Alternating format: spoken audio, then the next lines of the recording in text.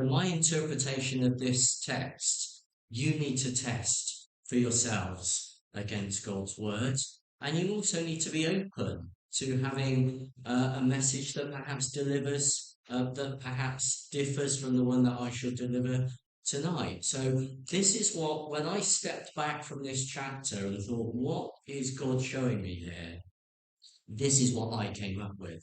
Something of the character of God, something of the importance of prayer, and certainly something about being awake to the fact that judgment is coming. Now, God might reveal something different to you tonight, so be open to hear what God speaks to you. I wonder if you ever marvel at the... Thank you, Amos. If you ever marvel at ancient structures and think, how did the builders of those times achieve such high standards with rudimentary basic equipment? Now, of course, God gave us gravity, and this is where builders take their reference point from whenever they're building up. And I've got a picture of an ancient plumb line here that they would have used, and it's fundamental to today's message for us, this plumb line. Now, in my line of work, the modern equivalent of this instrument, a laser or a spirit level, I have to keep checking it comes up there. Just tell me if it doesn't, guys. And that is crucial to ensuring the quality of the job that I do. Some jobs I do require a quick check for marking and positioning, perhaps like fixing a cabinet on the wall. But other jobs require constant checking and referencing to ensure that everything is going on track as it should be, like tiling. If I weren't to use the instruments, my laser line and my spirit level, then my work would go out of line, out of true. It would fail the discerning eye of the customer. And at worst, it would be condemned as a bad job and need to be pulled down. Only those parts that are straight and true would remain. The laser line or the spirit level is the line that I am judged against. Is my work true, straight, and accurate? Have I met the required standards? Well, God asked this same question of his chosen people in Amos's day. Had they met the required standard of God's law and covenant? Were they righteous, straight, and true? Were they using righteous building blocks to build their lives upon? Well, of course, we know they weren't from what we've already read and seen in Amos. So, to remind you, this was a great time of prosperity for Israel, but however, not everyone was doing well. The increase in wealth was going to the elite class, while many suffered in poverty. And to make matters worse, the already wealthy were selling their poorer Jewish neighbours into slavery in order to make even more money. Meanwhile, King Jeroboam II, desiring more land and power, was fighting his neighbours to extend Israel's borders. Most worryingly, and in this point, I think there's a lesson for us all. Most worryingly, Israel saw their prosperity as a sign that God was with them. And think on that. They saw their prosperity looking around them. Oh, this is great. Everything's comfortable. Aren't we doing well? They saw that as a sign God was with them. How deluded. Amos arrives out of nowhere to tell them otherwise. And as Phil alluded to a moment ago, chapters 7 and 9 mark a transition in the book of Amos into a series of visions that are symbolic of the coming day of the Lord, the day when God will send punishment on Israel. Today we have the next prophetic words for Israel in 3 prophetic visions. 3 parts, like any good sermon. It's a kind of 3 strikes and you're out message. There are 2 reprieves from God's wrath, and then God's wrath is unleashed as Israel fails his judgment. 2 visions show the power of intercession as the punishments are turned away by the prayer of Amos. And the 3rd vision shows that God's patience has a limit. God's patience is eventually worn out by Israel's obstinacy. Israel is rejected and sentenced to utter ruin. So this is how we're going to go through the text. I'm going to look at the first two visions and then reference back to those 3 points that I came out with, the character of God, the power of prayer, and the day of judgment. And then we'll look at the third vision and reflect again.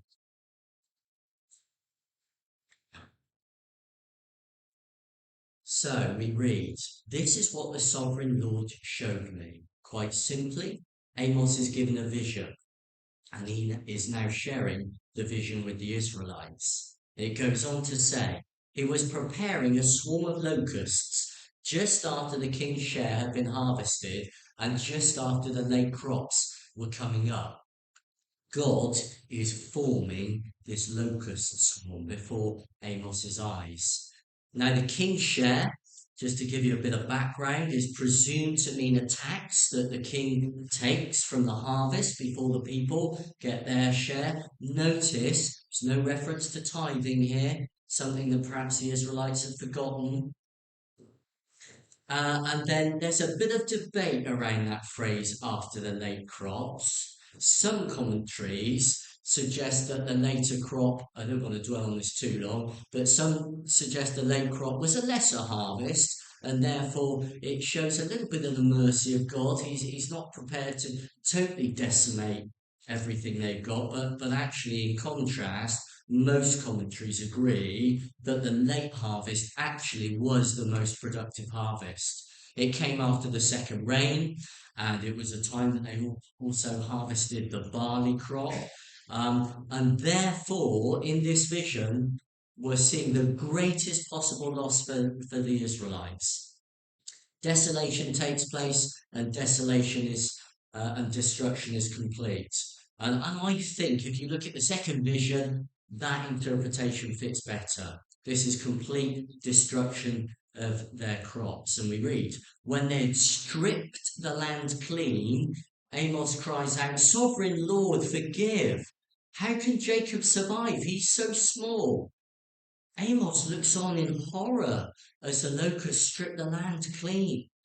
And don't forget, this is an agricultural society. So much of the wealth has been accumulated through these crops. This vision, this judgment of locusts would have had a devastating effect, not only immediately for food, but that longer term economy and wealth, that stability that have been built up. So Amos is moved to cry out on behalf of Israel, asking God to forgive them for their transgressions. There's some suggestion too that this act of God's wrath is going to affect quite largely the poorer members of society rather than the wealthier elite who have been exploiting the poor and thus are more simple in their ways. Next, Amos uses the phrase, "How can Jacob survive? He is so small." Using the name Jacob for Israel, I think is supposed to be emotive. It's an intimate term for Israel, and it's appealing to God, to his chosen, in that relationship with his chosen people.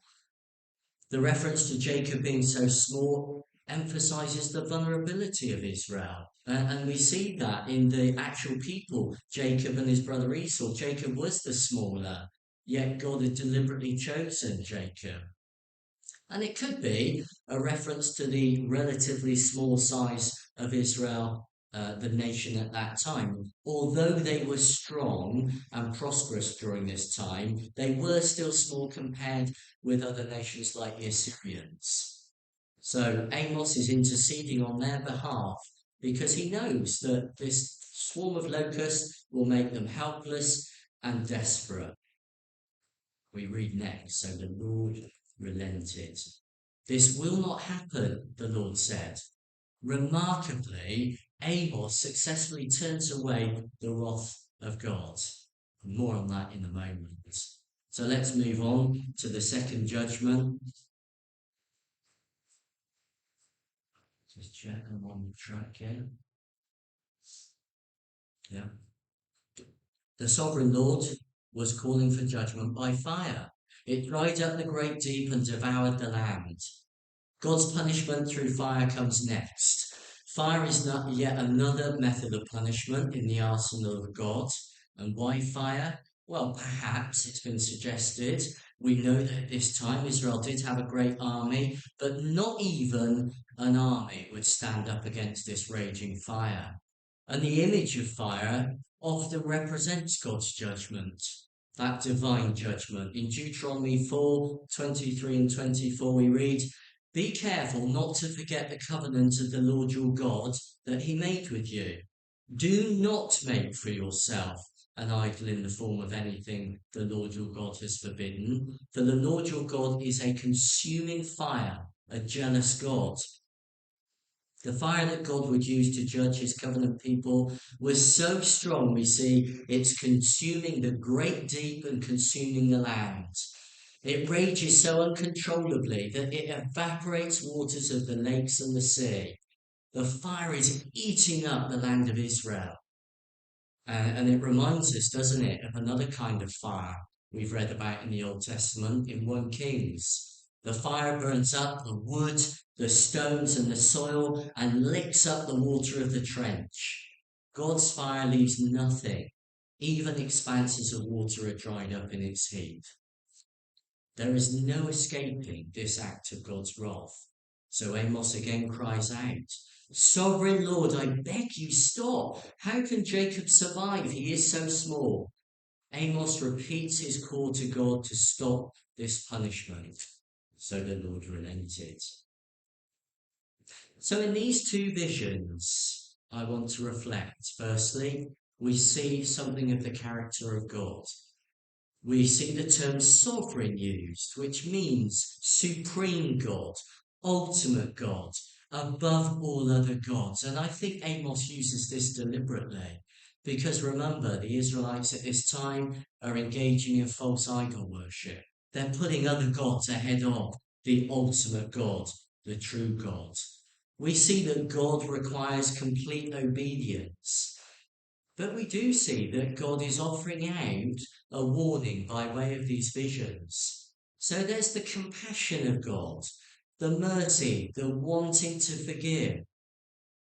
God here reinforces his control over the natural world.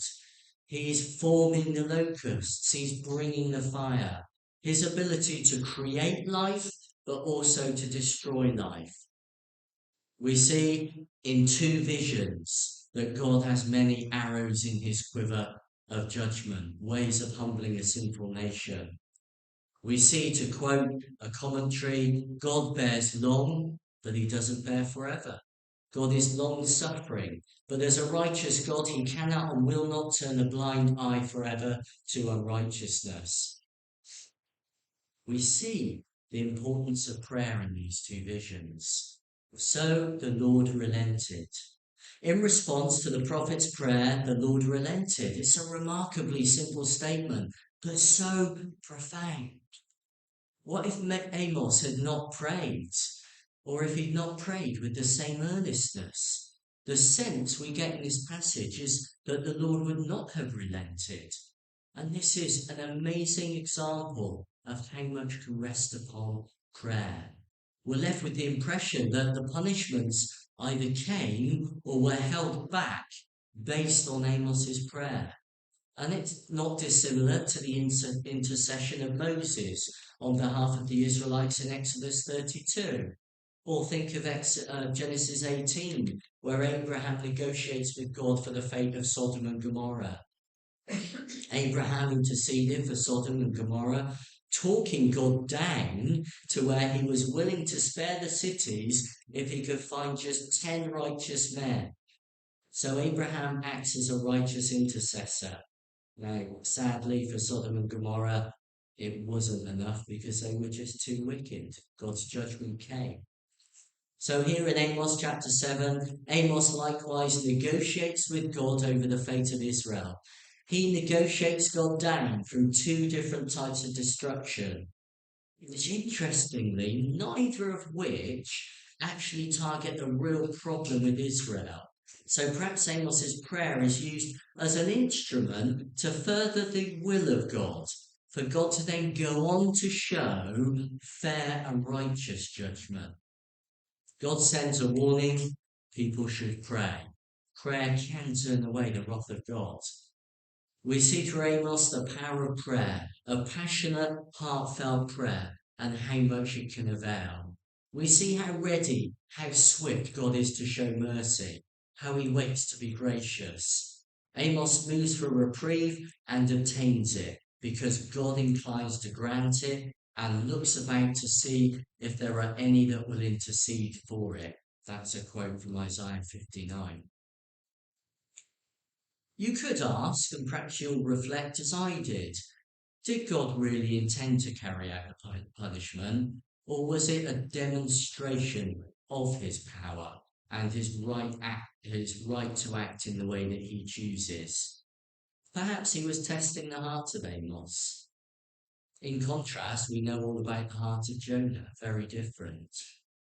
Amos had a heart for this sinful nation, and perhaps there's a lesson for us as we stand and look on in judgment of others. Certainly, God is pleased by our desire to search him out in prayer, petition, and of course, thanksgiving, because God desires to have that relationship with us. And thirdly, on these two visions, we see that judgment is coming. God seems to go through this process of interacting with Amos as intercessor in order to clarify the nature and the complete righteousness of the punishment that he had in mind, which comes in the third vision. It was not God's purpose to completely wipe Israel from the earth, but Israelite society had become so corrupt that something extreme was required to separate out those who could be redeemed from those who could not.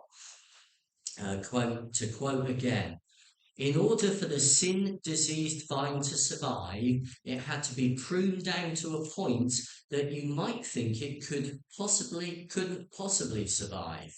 Fortunately for Israel, God is a miraculously good vine dresser. God did not tell the prophet that he had forgiven his covenant people. He simply relented concerning the first two methods of punishment.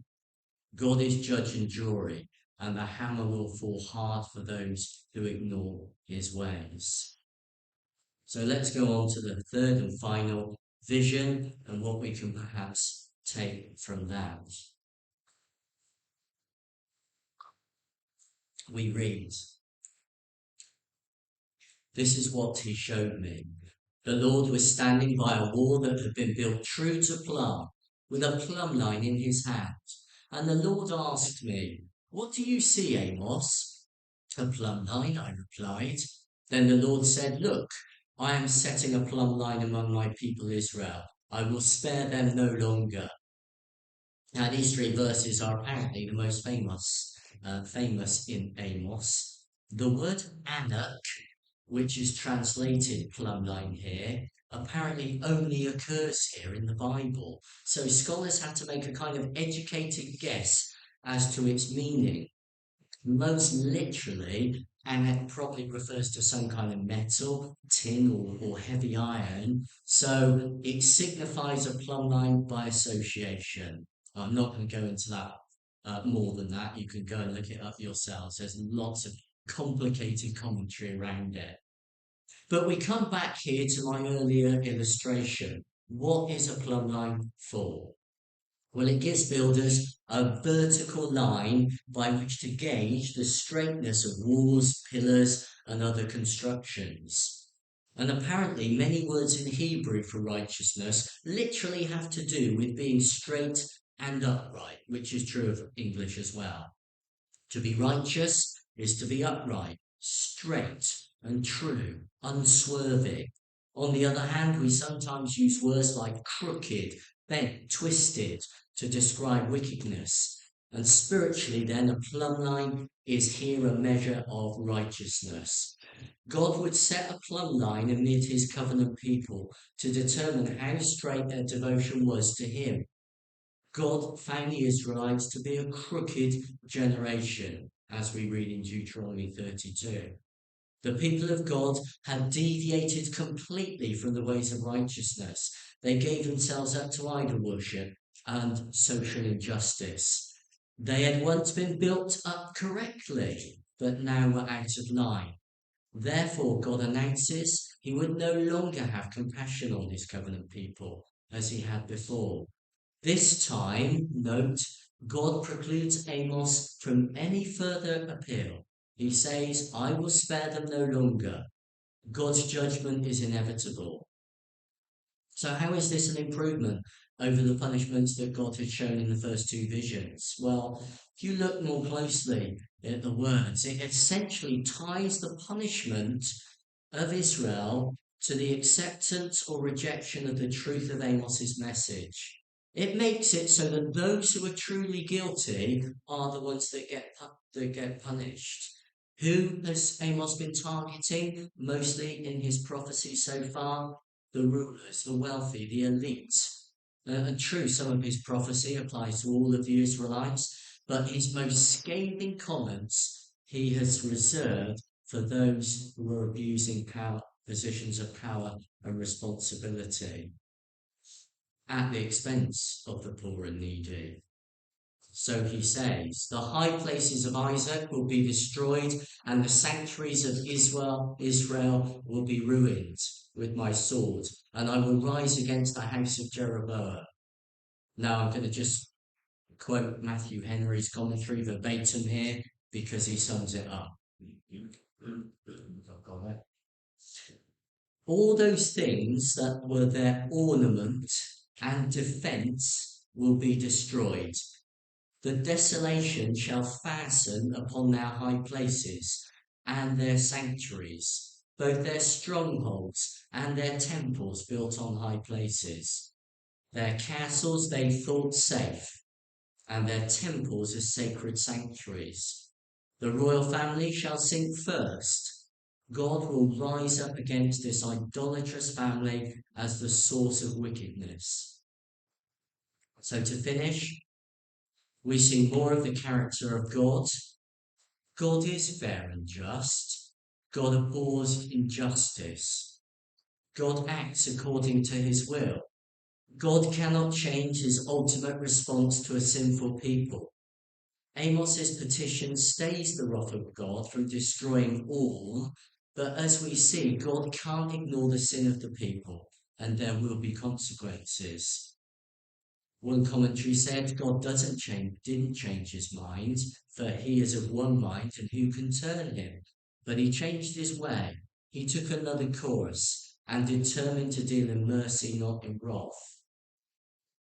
Now, this vision doesn't continue with the power of intercessory prayer, but it does show that the divine will of God will prevail.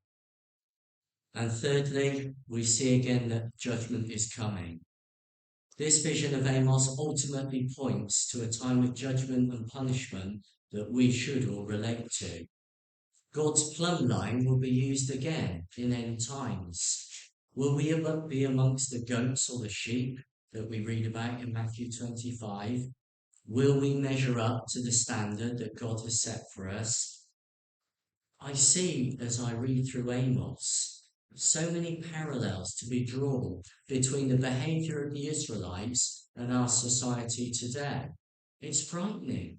The gluttony, the sexual immorality, the worship of idols, which remember is anything we put ahead of God, the greed, this kind of comfort but arrogance, oppression of the poor and exploitation. And we're even seeing echoes of Amos's visions in our world today. Plagues decimate crops, famine is rife, and fires rage out of control. Judgment is coming. On a recent visit of some people to his home, my dad explained a conversation that he'd had with a local member of clergy, one whom my dad suspected was not actually a saved Christian, as is quite often the case, sadly. And this lady said to my dad that she didn't have much time for the Old Testament, and moreover, more specifically, that she didn't really like the Old Testament God. Now, my dad did point out that it's exactly the same God as the New Testament God. God doesn't like a disobedient people. God doesn't like sin, and sin will be judged. God will judge. He'll judge today the same as he judged 3,000 years ago. Unfortunately, as we know, and I know I'm amongst friends here, we know there's a new covenant. Because we can't measure up to the righteousness of God, we will fall short of that plumb line. The test of the plumb line now, perhaps, is have we accepted Christ as our Saviour or not? Only Christ can make us straight and true against God's plumb line.